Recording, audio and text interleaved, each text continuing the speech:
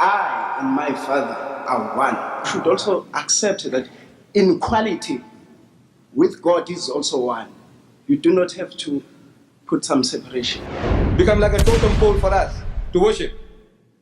God, inseparable.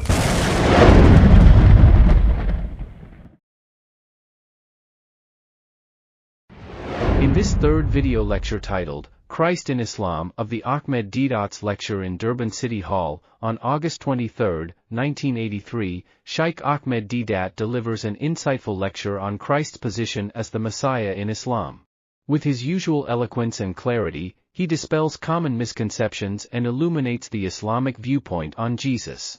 Whether you're a Muslim seeking a better understanding of your faith, or simply curious about Islam's perspective on Christ, this video is a must-watch. During the Q&A session, one of the audience come and give his opinion about Jesus Christ. This questioner claimed that Jesus is God because in the Bible there is a verse stated, "I and my Father are one," and the questioner says that it clearly shows the divinity of Jesus because he is one with the Father. This verse, "I and my Father are one," is to be found in the Bible in John chapter 10 verse 30. And this verse has become the kingpin and a strong foundation of the Christian world. The missionaries also use this verse in running their mission, spreading Christianity to the Muslims, Hindus, and all the other non-Christian. No missionaries can do missionary work without memorizing this verse. So in this opportunity, ladies and gentlemen, the Christians and the Muslims can learn more about the true meaning of the verse, "I and my Father are one." Mr. Deedat, in the speech you have made, you mentioned that in Islamic religion you believe that Jesus is the Messiah, and is the messenger of God. And I would go further and say, if you believe that, do you in Islamic religion also believe the words of Jesus? Thank you. I have some question if you have answered that. Which are, Oh, this is just the beginning. yes, it's a beginning. The question was whether I believe in the words that Jesus uttered. I do. I do believe. Thank you. I now go further. If you do believe in the true sense in the words of Jesus, somewhere Jesus says, "I and my Father are one." And to my understanding, if you say something is one, it means that particular something is inseparable. Now, I do not understand what makes you not accept that Jesus is God. If it comes into quality, if you believe that Jesus and God are one, then logically and to my understanding, you should also accept that in quality with God is also one. You do not have to put some separations. This question is a hard one, because the logic of this questioner is quite acceptable. Also, he is not speaking from his own perspective, but he quotes it from the Bible. While many Christian questioner, arguing and debating about the divinity of Jesus Christ based on their own desire.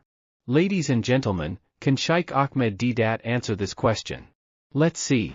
The question is, that expression, "I and my Father are one," I have dealt with it quite extensively, but our brother has the understanding that one means inseparable. It becomes like a sausage, one piece. Now, if that is the case, I'm quoting you the same John. Same John, chapter 17. If you have a Bible, if not, I give this Bible to you. John chapter 17, verses 20 to 22.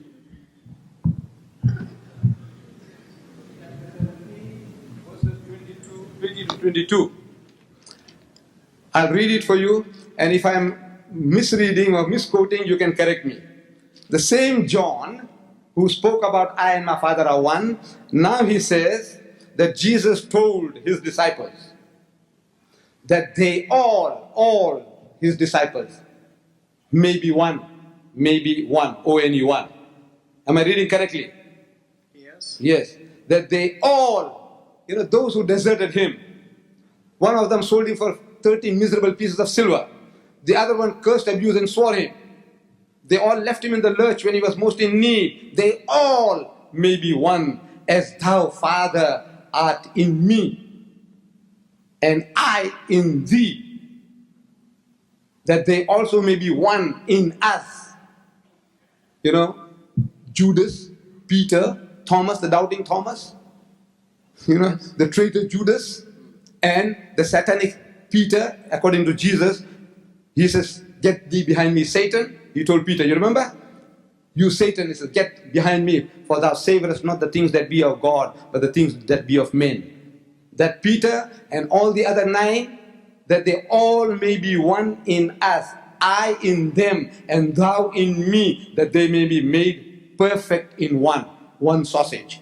Can you imagine? Inseparable. Peter, the doubting Thomas, and Jesus, and God all become inseparable. So they all become God, one God. You say inseparable means you become a sausage. You make a sausage out of Father, Son, Holy Ghost, and the 12 disciples all become one sausage. Become like a totem pole for us to worship.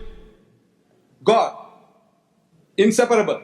No, my son, no. It doesn't mean that. You see, the oneness is the oneness I explained. It is the oneness of purpose.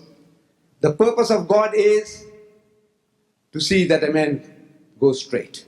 The purpose of the prophet of God is to see that you go straight.